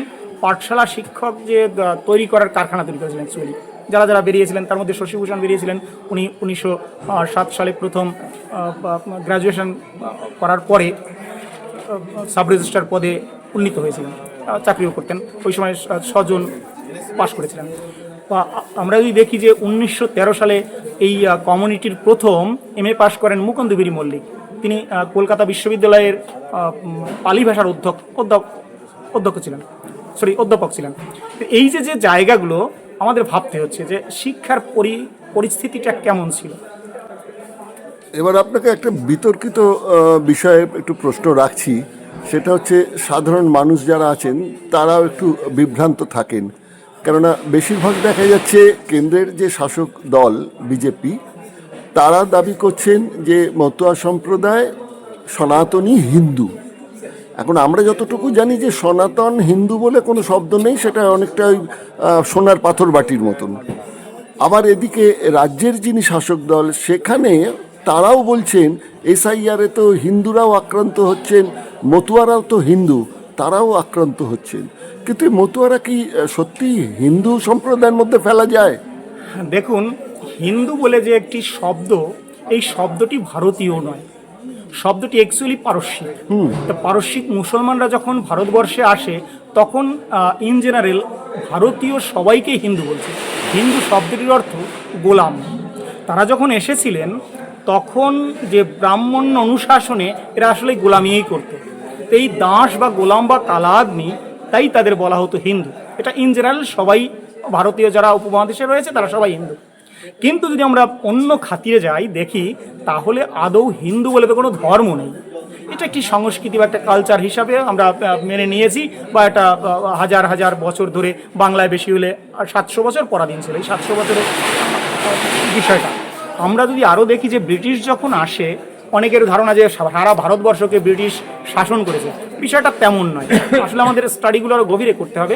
মাত্র ভারতবর্ষের 8টা প্রদেশ ব্রিটিশ শাসন করেছে, তার মধ্যে বৃহৎ বঙ্গ, এই বঙ্গটা ছিল তার প্রধান।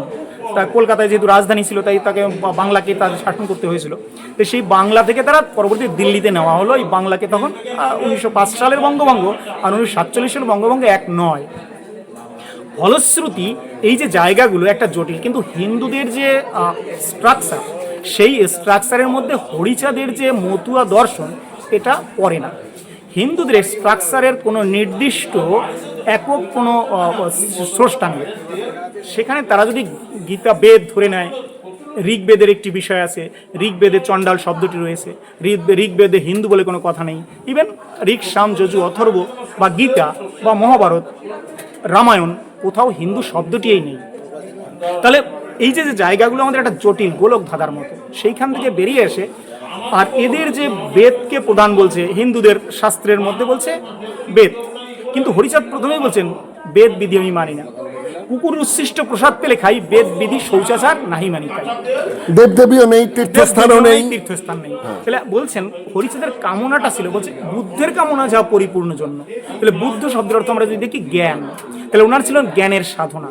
তাই তিনি বলছেন পূর্বে ছিল মুনিগণ করিতেন ধ্যান, এবে সেই ধ্যান হয় জ্ঞানেতে বিজ্ঞান। তেমন ওনার দর্শনটি পুরো জ্ঞান বিজ্ঞানের দর্শনের উপর প্রতিষ্ঠিত। তাহলে আমরা তো কথাটা বলতে পারি যে বাংলার যে আদি যে সংস্কৃতিটা ছিল, সেটা প্রথম অবস্থায় একটা বৌদ্ধিক ধারা ছিল, বুদ্ধিস্ট। তার পরবর্তীকালে আমরা পেয়েছি নাথ ধর্ম পেয়েছি। হ্যাঁ, তো এইগুলোর প্রভাবিত তাহলে হরিচাঁদের ওপর কাজ করেছে। হরিচাঁদ আদি ভারতীয় যে সভ্যতাটা তারই কাজ করেছে, সেটাই বৌদ্ধ দর্শনটাকে বলছে। সেখানে কৃষ্ণ, রাম, চৈতন্য এদের কোনো দর্শনকে তিনি নেননি, বরং তাদের দর্শনটাকে তিনি একেবারে বেবিচারী দর্শন বলে উল্লেখ করে দিয়েছেন। তাহলে এই জন্য মতুয়াদের হিন্দু কমিউনিটি বা এর আওতাধীন এটা এখন হালে বলছে রাজনৈতিকভাবে। আর আরেকটা জায়গা আপনাদের পরিষ্কার হতে হয়, ঠাকুরবাড়ির যে জায়গাটি সেটা একটু স্বতন্ত্র, কারণ হরিচাঁদের দর্শন সেটা তার মতো করেই তিনি বলেছেন। আর এখন যারা বর্তমান সময়ে শান্তনু বা অন্য অন্য আদার যারা রয়েছে, তারা তাদের মতো করে ব্যবহার করছে, সেটা হরিচাঁদের দর্শনের উপর প্রভাব বিস্তার করে না বা সেইভাবে ফেলে দেওয়া উচিত নয়। এই মুহূর্তে আমরা দেখতে পাচ্ছি যেটা রাজনৈতিক বিভাজনের জায়গাটা যদি আমরা দেখি, রাজনৈতিক বিভাজনে দেখতে পাচ্ছি যে একটা হচ্ছে মমতা বালা ঠাকুরের নেতৃত্বে একটা মতুয়া মহাসংঘ, শান্তনু ঠাকুরের নেতৃত্বে একটা মহাসংঘ। এসআইআর এর বিষয়টা নিয়ে এই মুহূর্তে শান্তনু ঠাকুর, সুব্রত ঠাকুর আলাদা গোষ্ঠী তৈরি হয়ে তারা আলাদা করে একটা অল ইন্ডিয়া মতুয়া মহাসংঘ তৈরি করেছে। তো এরকম একটা তিনটে ভাগ দেখতে পাচ্ছি। কিন্তু যদি আমরা আরও পিছিয়ে যাই তাহলে আমরা দেখতে পাবো যে ধারায় অনুসারে হরিচাঁদ একটি ধারা, পরবর্তীকালে গুরুচাঁদকে একটি আলাদা ধারা, তান্ত্রিক উমাচরণ একটি ধারা, পিয়ার ঠাকুরের একটি ধারা, সুদর্ণ ঠাকুরের একটা ধারা, তারক সরকারের একটা ধারা, এরকম তো 5-7টা ধারা পেয়ে যাচ্ছি মতুয়াদের মধ্যে। মানে এতে বিভক্তিটা একটা ঘটছে। যদি একক আদর্শ, একক বিচারের ওপর থাকতো তাহলে এতগুলো ধারার তো প্রয়োজন হতো না। এটা কি বলবেন? না, আপনার এই জায়গাটা একটু, এই দর্শনটা দিয়েছেন ঠাকুর হরিচাঁদ, সেই দর্শন নিয়ে চলেছেন ঠাকুর গুরুচাঁদ। পিতা পুত্রের সমন্বয়ে একটি আন্দোলন হরিচাঁদ ঠাকুর প্রথম শুরু করেন দল গঠন 1830 সাল। এই যে 1830 সাল থেকে সুদীর্ঘকাল চলছে 1937 পর্যন্ত, অর্থাৎ 107 বছরের একটি আন্দোলনকে আমরা সমন্বয় আন্দোলন দেখি। সেই আন্দোলনটির মধ্যে তারকচন্দ্র সরকার যখন ঠাকুর হরিচাঁদের কাছে আসেন বা তার সান্নিধ্য লাভ করেন, তখন তার বয়স মাত্র 16 বছর। সেই 16 বছরের পর থেকে তারকচন্দ্র সরকার তিনি দেখলেন যে আমাদের এই জায়গাটা কি। তিনিও প্রথম যখন এসছেন হরিচাঁদের কাছে, তখন উনি তো ওনার মতো করে যে বৈদিক ঘরানা, কবিয়াল মানুষ, তিনি তেমনভাবে চেষ্টা করেছিলেন বলার। কিন্তু হরিচাঁদ বলছেন, না বাবা, তুমি এতদিন যেটা পড়ে এসছো এটা একটি তোতা পাখি। তোতা পাখি আসলে আমাদের সমাজে যারা MA BA পাশ করেছে তারাও তোতা পাখি। কারণ যেমন দুটো লাইন পড়ে সেই দুটো লাইন লিখতে হয় মুখস্থ করে, তবে সে ভালো রেজাল্ট করে। এটাকে আমাদের সমাজ শিক্ষা ধরে নিয়েছে। বাট এটা কিন্তু শিক্ষা না, এটা অনুকরণ বা এটা শ্রুতিধর। এই যে কোনো কিছু শুনে শুনে সে বা অন্যের লেখা মুখস্থ করে লিখে নম্বর পেয়েছে, সে ভালো রেজাল্ট করতে পারে। এটা হলো একটি কি নিয়ন্ত্রিত মানে এটাকে শিক্ষার মেধা নয়, স্মৃতির মেধা। স্মৃতির মেধা এবং একটা নিয়ন্ত্রিত সিস্টেম, একটা নিয়ন্ত্রিত ধারা। যে আপনি ধারার যেহেতু উল্লেখ করেন, এটা নিয়ন্ত্রিত। এই শিক্ষার নিয়ন্ত্রিত ধারায় থেকে যারা আজকে শিক্ষাটাকে বিকেন্দ্রীকরণ করেছে তাদের সমস্যা। কিন্তু রবীন্দ্রনাথ এই হয়তো সার্টিফিকেটটা ছিল না, কিন্তু তিনি ছিলেন স্বাধীন স্বতন্ত্র ধারা। তাই তিনি ব্রিটিশ থাকলেও তার এগেনস্টে কথা বলছেন, তিনি সমাজ প্রেক্ষাপট কথা বলছেন। তেমনই তারকচন্দ্র সরকার তিনিও পরবর্তীতে স্টাডি করেছেন। সেই স্টাডিটা কত বছর বলছেন, 24 বছর এই গত হয়ে গেল। তারপরে শ্রী শ্রী হরি লীলামৃত লিখতে শুরু করেছেন। এই লীলামৃত যখন লিখতে শুরু করেন, তারপরে সেই লীলামৃত যখন ছাপানোর জন্য যায়, 4 বার তার সংশোধন হয়। সংশোধন হওয়ার পরে খাঁটি যে উনি কি লিখেছিলেন সেইটা খুঁজে বের করা এখন খুবই সত্যি সমস্যা। এটা যেটা বলা হয় যে গোপাল সাধু সে সময় প্রথম টাকা দিয়েছিলেন বইটা বার করানোর জন্য, তারপর যখন বইটা এখানে তৈরি হলো আর কি, সেই সময়ও প্রথম সংস্করণ যেটা ছিল সেই সংস্করণেতে তারক সরকার যা বলেছিলেন। পরবর্তীকালে সেই পাণ্ডুলিপিটাও পাওয়া যায় না। দ্বিতীয় সংস্করণ থেকে এই বিষয়টা ঢুকতে শুরু করে যেটা হিন্দু ধর্মের অন্তর্গত, এবং ওখানেও যে বংশাবলী আছে সেখানেও বলা হচ্ছে যে গুরুচাঁদ হরিচাঁদ এরা হচ্ছেন মৈথিলী ব্রাহ্মণের একটি ধারা। এবং এ সম্বন্ধে একটি গুরুত্বপূর্ণ যেটা বিস্ফোরক কথাবার্তা রয়েছে সেটা হচ্ছে যে সত্যরঞ্জন রায় নামে একজন সাংবাদিক, তার সঙ্গে একটি কথোপকথন হচ্ছে তারিণী বাবুর। সেখানেতে তিনি তার বইয়েতে লিখেছেন যে আমাদের পিয়ার ঠাকুর তিনি বলছেন যে আমাদের কথা উচ্চবর্ণের লোক মেনে নেবে না, তার জন্য আমি একটু সংযোজন করে দিলাম যে মৈথিলী ব্রাহ্মণ, তাহলে উচ্চবর্ণের কাছে স্বীকৃতি পাওয়াটা সোজা হবে। এরকম কিন্তু একটা বক্তব্য বইটার মধ্যে রয়েছে, মানে পৃষ্ঠা নাম্বার দিয়ে আমি বলতে পারি। যাই হোক, আপনি যে জায়গাটা আপনি তুলে দিয়েছেন ওই জায়গাটার একটা জটিল বলতে পারেন বা একটা আবছা বিষয় রয়েছে। আসলে প্রথম যে সংস্করণটি হয়েছিল সেই সংস্করণেই প্রথম জল বা দুধ ঢুকেছে, সেটা তারক সরকার নিজে গ্রন্থ অনুনয়তে স্বীকার করেছেন। যে কিন্তু তার বেঁচে থাকতে তো বইটা ছাপা হয়নি না, তিনি 1914 সালে মারা যান, 16 সালে প্রথম প্রকাশিত হয়। তাহলে বুদ্ধদেবের ওই ত্রিপিটকের মতোই ব্যাপার হয়ে গেল তার মৃত্যুর পর। হ্যাঁ, তাহলে 14 বার, তার মধ্যে বললাম 4 বার সংযোজন বিয়োজন এবং 14 বার কাটাকাটি হয়েছে। তাহলে সেই যে প্রথম উনি যে লিখেছিলেন কি লিখেছিলেন ঠাকুর হরিচাঁদের যে দর্শনটি, সেই দর্শনটি পুরোপুরি ওর মধ্যে কতখানি হচ্ছে যে বৈদিকতা ওখান থেকেই মেশে। সেই সময় ওদের বংশলতিকা বলে কিছু ছিল না। পরবর্তী যে জায়গাটা আসে তখন ওই পিয়ার ঠাকুরের যে বললেন, পিয়ার ঠাকুর তখন শ্রীকৃষ্ণ কলেজ বগুলা ওখানকার যে একজন অধ্যাপক তাকে দিয়ে কারসাজিটা করিয়েছিলেন। এই জায়গাটা যে লিখেছেন উনি ঠিক লিখেছেন, কিন্তু ওদের সেই জায়গা থেকে তার পরবর্তীতে এই যে এখন 9টা সংস্করণ করার পরে আমি একটু উদাহরণ তুলে ধরি।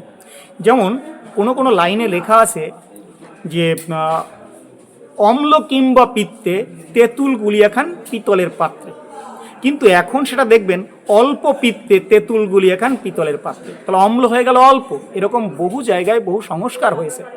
সেই যে সংস্কার মানে এতে লীলামৃত বা হরিচাঁদের দর্শনের বিকেন্দ্রীকরণ হয়েছে। এবং সত্যি সত্যি যেমন চিকিৎসার ক্ষেত্রে যে জায়গাগুলো বলছে মৃতপ্রায়, এখনো শ্বাস বয়, অথচ ওরা বলছে মরে গেছে, ওই আর বাঁচবে না। এই যে পরবর্তী সংস্করণে যে অতি অলৌকিক বলেছে, এই অতি অলৌকিকত্বটা বিষয় নয়। হরিচাঁদ অ্যাকচুয়ালি ছিলেন একজন চিকিৎসা বিজ্ঞানী, একজন সমাজ বিজ্ঞানী, একজন দার্শনিক। সেই জায়গা থেকে তাকে বরং ওরা নিয়ে আসছে ব্রাহ্মণ্য অনুশাসনের একটি নিচু অল্প ছোট্ট জায়গা। এটা ওদের ব্যক্তিগত বিষয় বা ওদের আজকের এই শিক্ষার যুগে সেগুলো মানুষ বুঝেই ফেলছে। আরেকটি বিষয় দাঁড়াচ্ছে, সেটা হচ্ছে হরি বল যে ধ্বনিটা দেওয়া হয় তাতে থেকেও একটা মানুষের ধারণা হয়ে যায় হিন্দুই তো, না হলে হরি বল ধ্বনি কেন দিচ্ছে। এখন হরি শব্দ কোন অর্থে ব্যবহার হয়েছে সেটা সাধারণ মানুষের কাছে অতটা বিষয়টা পরিচিত নয়।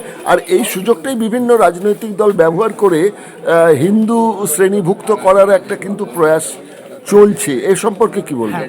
এখানে লীলামৃততে আমরা যদি দেখি, শ্রী শ্রী হরি লীলামৃত একটা লাইন আমি বলছি, হরিচাঁদ হরিচাঁদ হরিচাঁদ বল কি করিতে পারে ওই পাষণ্ডীর দল। তাহলে হরিচাঁদ কি? বল। বল দ্যাট মিনস শক্তি। এখানে বলও বলা নেই, বলা আছে হরিচাঁদ কি? বল। বল দ্যাট মিনস শক্তি। হরি হলো চেতনা বা জ্ঞান, এখানে বল তার মানে কি? হরি হলো নলেজ ইজ পাওয়ার, জ্ঞান। তাহলে এখানে উনি বলছেন এই টোটাল ওনার সাধনাটাই বলছেন জ্ঞানের সাধনা, জ্ঞানকে অন্বেষণ করতে পারছেন। এখানে যে হরি বলা হচ্ছে, হরিবল, হরিবল, এই হরিবল মানে হরি হলো চেতনা বা হরি হলো শক্তি। এই শক্তিকেই নিয়ে তারা বলছে। এবং সেটা আমরা যদি দেখি বিপ্লবের শক্তি, একটি নিশানটা 3 কোণা, ভিতর দিকে লাল, 3 দিকে সাদা বর্ডার। বলছে আমি শান্তি রক্ষা করি, প্রথমত শান্তি, দ্বিতীয়ত শান্তি, তৃতীয়ত আমি শান্তি। কিন্তু যদি শান্তি বিঘ্নিত কেউ করো তাহলে আমি ভিতরের রক্তাভ লাল। এটা কমিউনিস্ট বলছে, কমিউনিস্টদের চেয়েও অনেক আগে 1830 সালে দিয়েছে রক্তাভ এই পতাকা নিশান। তাহলে আমি বিপ্লব দিতে প্রস্তুত। এই বিপ্লব দিতে যে প্রস্তুত মানে আমরা সহ্য করছি, নীতি নৈতিকতা সমস্ত দিকে আমরা এটাকে মানছি, কিন্তু তুমি যদি শান্তি ভঙ্গ করো তাহলে আমি বিপ্লব দেব। বিষয়টা এখানে তার মানে বিপ্লব দেব মানে তার বল থাকতে হবে, শক্তি থাকতে হবে। তাই বলছে হরি বল, হরি আমাদের শক্তি। আপনি নিশান বা ধ্বজা সম্বন্ধে যেটা বললেন সেটা হচ্ছে যে ত্রিকোণা লাল থাকতে হবে, সাদা তার একটা বর্ডার থাকতে হবে। কিন্তু দেখা যাচ্ছে যখন এই মিছিলগুলো বেরোয় সেগুলোতে আমরা দেখা যাচ্ছি সবুজ, নীল, হলুদ নানা রকমের কিন্তু এই ধ্বজা নিয়ে মতুয়া ধর্মীরা কিন্তু তাদের যে হরিবোল ধ্বনি দিয়ে তাদের যে পদযাত্রা সেগুলো তারা করেন। তাহলে সেগুলো তো বলতে হবে যে বিভিন্ন রঙগুলো যে ব্যবহার করেন, হরিচাঁদ তো লাল এবং সাদার কথা বলে গেছেন। আর এই যে ত্রিকোণ হবে যেটা, সেটাও তো ওই বুদ্ধদেবের ওই ত্রিতত্ত্ববাদ, সেখান থেকেই তো ওটা নেওয়া বিষয়গুলো। তাহলে কেন এতগুলো রং? 3টা কোণের মানে হলো সত্য, প্রেম, পবিত্রতা। মেনে চলবে 3টি কথা, 3টি কোণে 3টে শব্দ বলছে। আর যেটা পরে হিন্দুরা বিভিন্ন ধ্বজা তুলে পুরীর মন্দির ইত্যাদি জায়গাগুলো ঢুকিয়েছে। না, এখন যেটা হয়েছে সেটা হলো গুরুচাঁদ বলছেন যে জাতির দল নেই সে জাতির বল নেই, যে জাতির রাজা নেই সে জাতির তাজা নেই। এই দল বা বল বা এইটা স্বতন্ত্রতা চাইছেন। এখন এরা রাজনৈতিক যে বিভিন্ন দলের সাথে ছত্রছায়ায় গিয়ে সেই রাজনৈতিক রং লাগাচ্ছে। এটা হরিচাঁদের বিষয় নয় বা এটা মতুয়াদেরও বিষয় নয়, এটা বিষয় ওই রাজনৈতিক দলের এবং যারা স্বার্থান্বেষী কিছু তৈরি হয়েছে তাদের। তারা মানে হরিচাঁদ নয়, এটা আমি আগেই বলেছি। আর মতুয়ারা একটা জিনিস দেখে না, বিজেপি, টিএমসি, সিপিএম, কংগ্রেস দেখে না, তারা দেখে ঠাকুর হরিচাঁদকে, ঠাকুর গুরুচাঁদকে। তাই 1937 সালে যখন টোটাল নম কমিউনিটি 32 জন SC ST-তে যেতে, 30 জন সংরক্ষিত আসনে, 2 জন যেতেন একেবারে আপনার সাধারণ সিটে। তাহলে সেই সময় 1937 সালে পিয়ার ঠাকুর ফরিদপুর থেকে একটা প্রজা কৃষক পার্টি আর একটা কংগ্রেস। না সেই সময় শুনে নেন, নির্দলে দাঁড়ান, এ তো পরে আসছে, প্রজা কৃষক পার্টি আসছে পরে, নির্দলে উনি দাঁড়ান, কিন্তু ওনাকে নির্দলে জিতিয়েছে। পরবর্তীতে গুরুচাঁদ ঠাকুর 1937 সালে দেহ রাখার পরে 38 উনি কংগ্রেসে যোগ দেন। উনি যতদিন কংগ্রেসে দাঁড়িয়েছেন ওনাকে কিন্তু কংগ্রেসে মানুষ জিতিয়েছে। তার মানে কি, আবার সেই তারাই আবার যখন তৃণমূলে এসছে জিতিয়েছে, আবার যখন শান্তনু ভেঙে বিজেপিতে গেল জিতিয়েছে। কিন্তু সাধারণ মতুয়ারা পার্টির রং দেখে না, তারা যেন ওটা ঠাকুর বাড়ি, আমার ঠাকুরের বংশধর, তাই হরিচাঁদকে মানে, গুরুচাঁদকে মানে, তাই ঠাকুর হরিচাঁদ, ঠাকুর গুরুচাঁদকে ভোট দেয়। তাহলে তারা এদের ভোট দেয় না। বিজেপিকে যে জিতিয়েছে ওখানে দুটি আসনে, বিধানসভাতে সুব্রত, লোকসভাতে ওকে, তার সেগুলো কিন্তু কি বলবেন আপনি হরিচাঁদের আদর্শে অনুপ্রাণিত হয়ে বিজেপিকে তারা জিতিয়েছে? না, আপনাকে তাহলে কেন মমতা বালা ঠাকুরের তৃণমূল কংগ্রেস জিতলো না? না, আপনাকে তো আমি বললাম, তারা তৃণমূলকেও জেতায়নি, বিজেপিকেও জেতায়নি, তারা জিতিয়েছে হরিচাঁদের বংশধরকে। যদি ওই শান্তনুর পাশে ঠাকুর পদবিটা না থাকে তাহলে শান্তনু ভোটে জিতবে না, ওর কোনো ক্যালি নেই। ও কেন জিতছে? ঠাকুর পদবিটা নিয়ে, আমি দায়িত্ব নিয়ে বলছি আপনাকে। না, তাহলে তো জিনিসটা পরিষ্কার হলো না। হ্যাঁ, তাহলে পরিষ্কার রাজনৈতিক যে সচেতনতা, যে মতুয়াদের জন্য দেখছে কারা, দেখবে কারা, বিজেপি আদ্যপান্ত একটি হিন্দুত্ববাদী ব্রাহ্মণ্যবাদী দল, সেই দলে গেছে আমাদের গুরুর পুত্র, আমরা সেখানে গিয়ে সেই কৃষ্ণের যদুবংশ ধ্বংসের মতো মতুয়ারাও কি তাহলে আত্মঘাতী হচ্ছে না? শুনুন, এইটা ক্ষেত্রে আপনাকে বলছি, এরা কৃষ্ণের মতো, কৃষ্ণ নিজে হাতে দংশন করে দিয়ে গেছে নিজে, সেই ক্ষেত্রে।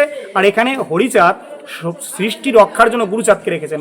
গুরুচাঁদ জীবিত থাকতে তার 4 ছেলে মারা যায়, কিন্তু সেই জন্য ওনার খুব বেশি আক্ষেপ ছিল না। পরবর্তীতে উনি মনে করেছিলেন বা ভেবেছিলেন যে পিয়ার ঠাকুর ওনার কিন্তু নাতি ছেলে, তো পিয়ার ঠাকুর যদি বিদেশে উচ্চশিক্ষার জন্য যায়, তো 1923 সালে উনি সিদ্ধান্ত নিলেন, সাগর ডিঙাতে চাই, দেখি সেটা কি বা পাই, কেন রব মাথা করি হেট, তাহলে বিদেশ পড়াশোনা করতে হবে। 1926 সালে যেদিন কলকাতায় পিয়ার ঠাকুরের MA পরীক্ষা শেষ হয়, ঠিক তার পরের দিনে জাহাজে ওঠে সে লন্ডনে ব্যারিস্টারি পড়তে গেলেন। তাহলে এই যে উচ্চশিক্ষা নিয়েও তাকে কেন উচ্চশিক্ষায় পাঠালেন? তার আগেও কিন্তু এই জাতি থেকে উচ্চশিক্ষায় কোথাও বিদেশ যায়নি। তাহলে কি উচ্চশিক্ষা নিয়ে আসার পর তার সিদ্ধান্ত হলো যে ব্রাহ্মণ্যবাদের স্বীকৃতি পেতে গেলে আমাদের নিজেদের মৈথিলি ব্রাহ্মণ হিসেবে পরিচয় দিতে হবে? এটা তো শিক্ষিত মানুষ ছাড়া অশিক্ষিত থাকলে সে তো এত ভাবতে পারবে না। আপনাকে এইখানটায় আমি বারবার আসছি, যেটা হলো গুরুচাঁদ ঠাকুর ছিলেন 1937 সাল পর্যন্ত বেঁচে। উনি থাকাকালীন এরা কিন্তু কখনো না কংগ্রেস না, তখন তো অন্য কিছু মানে ছিলই না, CPM যায়নি, কিন্তু কমিউনিস্টের সাথেও যায়নি, উনি স্বতন্ত্রভাবেই চেষ্টা করেছেন। তাই দেখবেন ওনার সম্পর্কে একটি অন্যরকম মুক্তি আছে, যিনি স্বদেশী আন্দোলন যখন হয়েছিল উনি তার সাথে যোগ দেননি। চিত্তরঞ্জন দাস, মহাত্মা গান্ধী তাকে চিঠি দিয়েছে, তখন তার প্রতিবাদে, তার স্বদেশী আন্দোলনে যোগ দেওয়ার জন্য, তখন গুরুচাঁদ বলছেন, আমার এই মানুষগুলো কি বা খায়, কোথা পায়, কোন কার্য করে, সন্ধান রাখে না কেহ কোনোদিন তরে, তাই আমি আপনারে করি নিমন্ত্রণ, শহর ছাড়িয়ে আগে পল্লী গ্রামে যান। পল্লী যদি জাগে তবে জাগিবে ভারত। সুভাষ বোস যাওয়ার পরেই তো দলে ঢোকার ব্যাপারটা দাঁড়ালো। এই যে জায়গাগুলো যদি আমরা দেখি, তাহলে উনি তার প্রতিবাদ করেছেন এবং উনি বলছেন যে আমার এই পল্লীতে তুমি এসে আর এদেরকে অস্পৃশ্যতা মহাপাপ করুণ ঘটনা, তাহলে অস্পৃশ্য বলে যে তুমি আজকে এদেরকে ত্যাগ করেছো, তাহলে সেই আইডেন্টিটিটা দুটো হতে পারে, হয় এরা গুরুচাঁদ ঠাকুরকে মানছে না, না হয় গুরুচাঁদ ঠাকুরকে উপলব্ধি করতে পারেনি, তাই এরা আত্মস্বার্থে বিকেন্দ্রীকরণ করে চলেছে। তাই আজকে তারা অন্যের ধ্বজা নিয়ে, তবে আপনি নিশ্চিত থাকুন এই ধ্বজাটা বেশি দিন তাদের থাকবে না, কারণ মানুষ সচেতন, মতুয়ারা সচেতন, মতুয়ারা আস্তে করে তাদের কাছ থেকে বেরিয়ে এসছে। আপনাদের চেষ্টা করলাম আমি মতুয়াদের সম্পর্কে কিছু তথ্য এবং একটি সাক্ষাৎকার তুলে ধরার। বিশ্বাস করুন, আমি মোবাইল ঘেটে, বইপত্র ঘেটে দেখছিলাম না যে খুব ভালোভাবে মতুয়া সম্বন্ধে কেউ কোনো নিউজ আমাদের এই সোশ্যাল মিডিয়ার প্ল্যাটফর্মে কেউ কোথাও দিয়েছেন, আমি পাইনি খুঁজে। এবং মেন স্ট্রিমের মিডিয়ার কথা তো ছেড়ে দিনই, ওরা এইসব ব্যাপারে ঠিক পছন্দ করে না। যাই হোক, এখন আপনাদের এই অনুষ্ঠানটি কেমন লাগলো? যদি ভালো লাগে তাহলে নিশ্চয়ই একটু লাইক দেবেন, এবং মনে প্রশ্ন থাকলে বা আমার বক্তব্যের মধ্যে যদি কোনো ত্রুটি থাকে যদি ধরেন, একটু ধরিয়ে দেবেন, আমি নিশ্চয়ই সেটাকে শুধরে নেব। হ্যাঁ, তবে যুক্তি প্রমাণ কিন্তু দিতে হবে। আর তৃতীয়ত বলবো, যে একটু সাবস্ক্রাইব করবেন। সাবস্ক্রাইব করলে এই ধরনের কিছু কাজ, অর্থাৎ রংহীন সংবাদ এবং অজানা তথ্য আপনাদের কাছে পরিবেশন করতে পারবো। কারণ দিগদর্শন তো 10-এর পাশে, দেশের সাথে। আজ বিদায় নিচ্ছি, নমস্কার।